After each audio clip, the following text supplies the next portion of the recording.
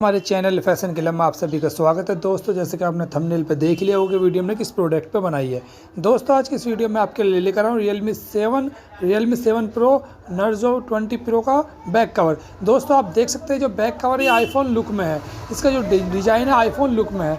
दोस्तों अगर आप इसे परचेज करना चाहते हैं तो मैं आपको बताऊंगा कैसे परचेज करना है।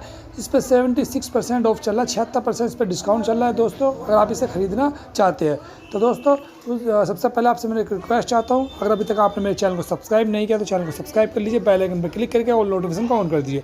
दोस्तों अगर आप इस बैक कवर को परचेज करना चाहते हैं तो वीडियो के डिस्क्रिप्शन में आपको एक लिंक मिलेगा, जैसे आप उस लिंक पर क्लिक करेंगे डायरेक्ट आप इस होम पेज पर आ जाएंगे। उसके बाद इसे थोड़ा स्क्रॉल करेंगे तो यहाँ पर बाय नाउ का ऑप्शन आएगा, इस पर जाकर आप कैश ऑन डिलीवरी का ऑप्शन चूज़ कर लेंगे। उसके बाद आप यहाँ पर अपना एड्रेस डाल देंगे, एड्रेस डालने के बाद आप अपना जो बैक कवर है मोबाइल का अपने घर मंगा सकते हैं।